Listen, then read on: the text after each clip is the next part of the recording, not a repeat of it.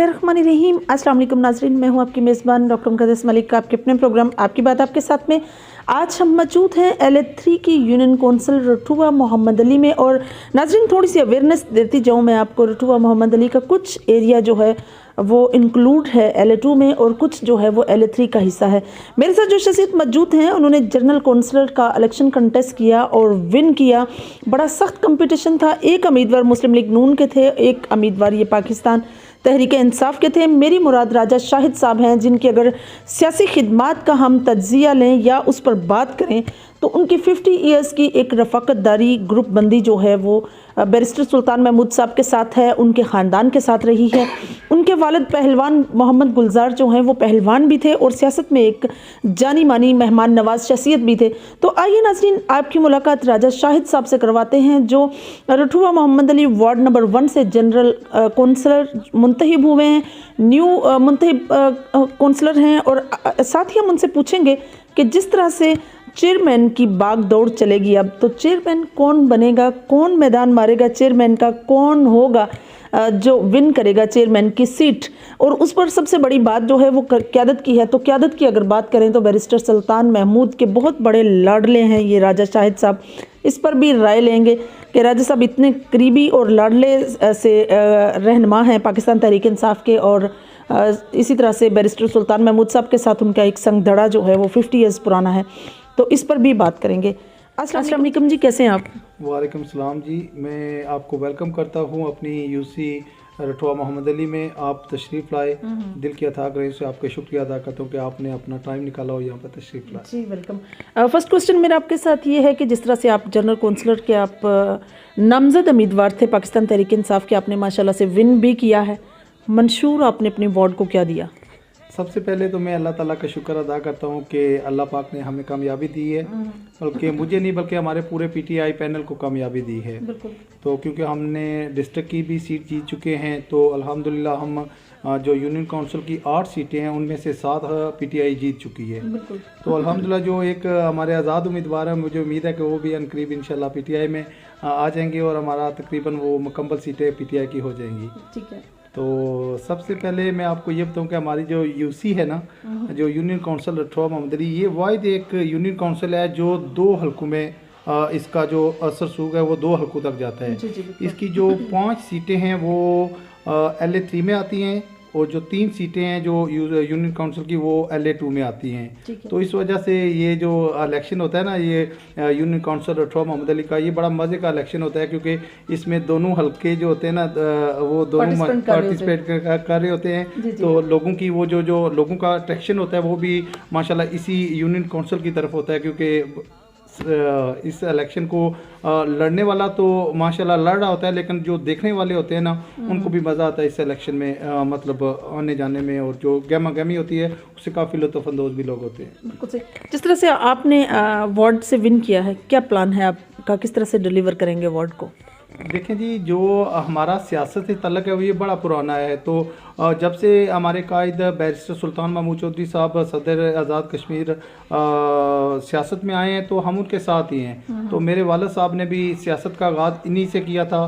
तो अल्हम्दुलिल्लाह सियासत में हमारा घराना जो है ना वो बहुत पुराना है। को हम पहली बार सियासत में नहीं आए कि हमने सियासत में आके कोई ऐसा काम करना है, ये करना है, वो करना है। हम पहले से ही जो आवाम की खिदमत का जो मंशूर है वो हमारे दिमाग के अंदर मौजूद है। तो अल्हम्दुलिल्लाह हमने जॉब्स के हवाले से या जो गलियों के पुख्तगी का और जो रोड्स के हवाले से ये जितने भी मामला हैं ये हमारे जहनों के अंदर मौजूद हैं। तो हमने काफ़ी हद तक इलेक्शन लड़ने से पहले भी इसके ऊपर माशाल्लाह तरक्याती काम करवाए हैं। और जो मेन मसला है हमारी UC के अंदर वो है नौकरियों के हवाले से।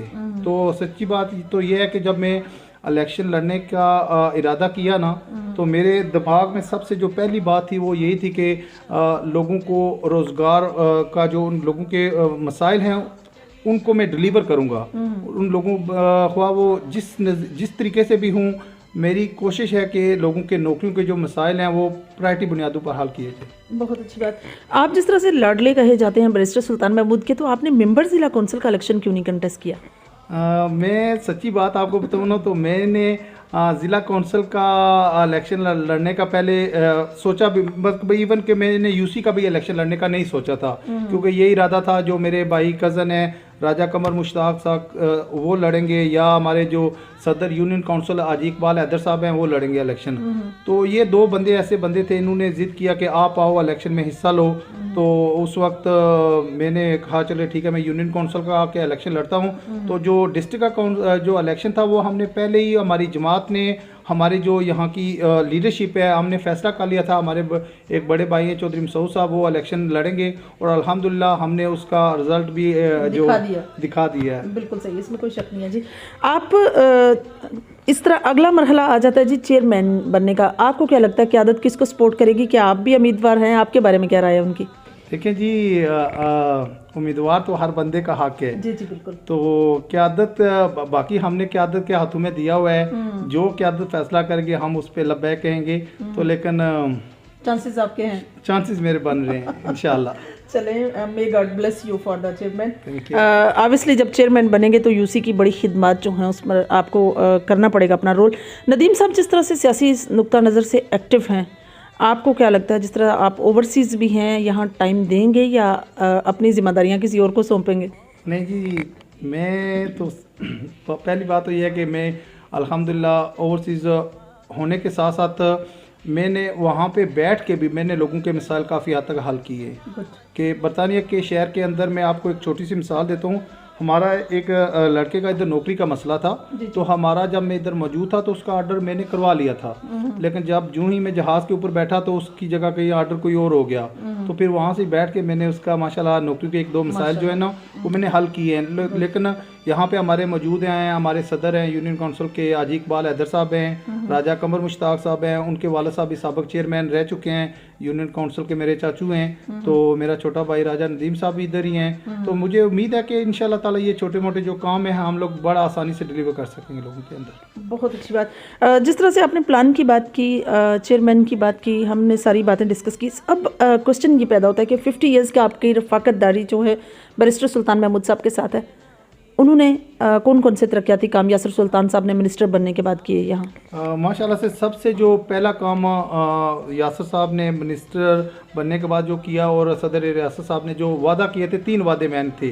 उन्होंने एक वादा जो ज़ैली कुंभा का था वो माशाल्लाह से वो मसला हल हो चुका है। लोगों के जो सबसे पुराना और सबसे मैं समझता हूँ कि लोगों के जो दरीना मुतालबा था वो ज़ैली कुंभा का था, तो वो अल्हम्दुलिल्लाह हल हो चुका है। तो दूसरा जो है वो हमारी हुकूमत का, हमारे वज़ीर आज़म और सदर रियासत साहब का, ये जब इलेक्शन वो लड़ रहे थे, जब इलेक्शन कैंपेन हमारी जारी थी, तो उसके अंदर उन्होंने कहा था कि हमारी हुकूमत आते साथ ही सबसे पहला काम जो बल्दियाती इलेक्शन करवाएंगे, और अल्हम्दुलिल्लाह 31 साल के बाद ये इलेक्शन आज पाया तकमील तक पहुंच चुके हैं। और जो तीसरा हमारी हुकूमत का वादा था वो है जो रठुआ हरियाम ब्रिज, यहाँ से आप आए हैं इंशाल्लाह ताला, ये बस मेरे ख्याल में इसकी कमेटी बन चुकी है, आपको पता ही है इसकी कमेटी बन चुकी है। तो अल्हम्दुलिल्लाह उसके जो सरबराह है वो चौधरी यासर सुल्तान साहब हैं। तो अल्हम्दुलिल्लाह मेरी जो हमारी कोशिश है कि अपने दौर इक़्तिदार के अंदर ये भी जो तीसरा वादा है इसको पाया तकमील तक पहुँचाया जाए।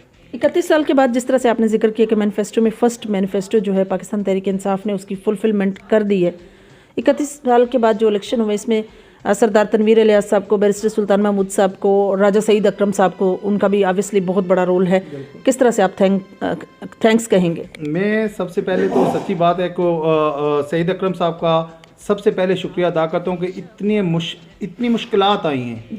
वज़ीर आज़म आज़ाद कश्मीर जी बहुत ज़्यादा है, मतलब देखें जो पहले था 27 को इलेक्शन है, 2 दिन पहले आपको पता है कि फिर मुलतवी हो गए, आगे ले गए। फिर जब ये इलेक्शन हो रहे थे तो उस दौरान यही था कि शायद हो सकता है कि इलेक्शन मुलतवी हो जाए, लेकिन अल्हम्दुलिल्लाह डिवीज़न वाइज इलेक्शन हुए हैं और पूरा मन हुए हैं। आज़ाद कश्मीर के तमाम जो डिवीज़न है इसमें बड़े पूरा मन, 1-2 जगह पे इक्का दुक्का वाक़या पेश आया लेकिन वो ना होने के बराबर है। तो अल्हम्दुलिल्लाह मैं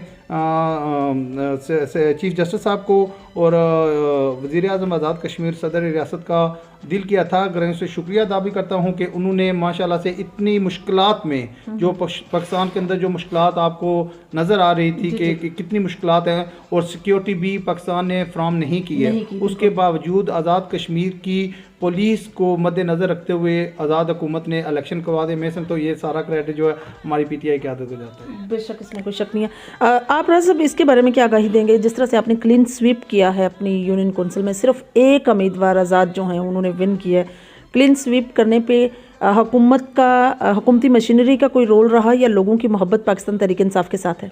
नहीं जी, देखें हुकूमती मेरे ख्याल में कोई इस तरह के वसाइल यहाँ पे इस्तेमाल नहीं हुए हैं। तो अल्हम्दुलिल्लाह से जब भी बैरिस्टर सुल्तान महमूद चौधरी साहब इलेक्शन लड़ते हैं तो ये वाहिद यूनियन कौंसिल रठौर मोहम्मद अली है जहाँ से हमेशा से वो लीड लेकर और फिर नथिया टाउन से डेरी चौधरियाँ से इसी तरह वो एक लीड का वो पूरा पैकेज लेके फिर शहर की तरफ निकलते हैं। तो अल्हम्दुलिल्लाह से मेरे ख्याल में 9 बार जो बैरिस्टर साहब एमएलए बने, मेंबर असेंबली बने हैं, उसमें सबसे ज़्यादा जो रोल है ये रठौर मोहम्मद अली, डेरी चौधरियाँ, नथिया टाउन और चंद्राल का है। बिल्कुल सही फरमाया आपने।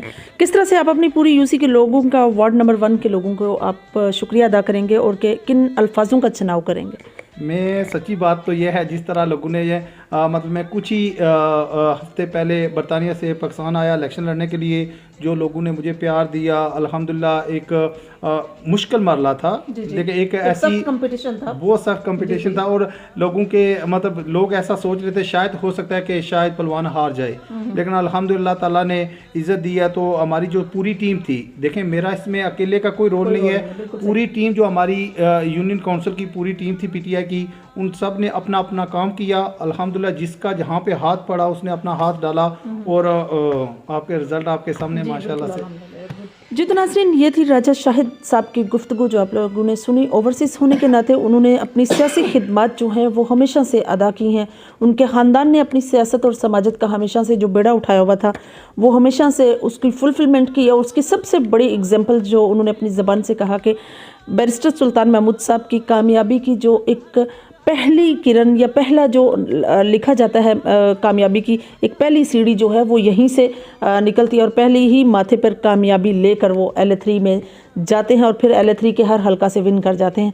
तो ये ये बहुत बड़ा अमल है इनकी सियासत का, इनकी समाजत का, इनके अपनी ही एक एफ़र्ट का, और इसमें पूरी टीम का किरदार है। पूरी टीम ने मिलकर मेहनत की, उसका रिज़ल्ट भी निकला।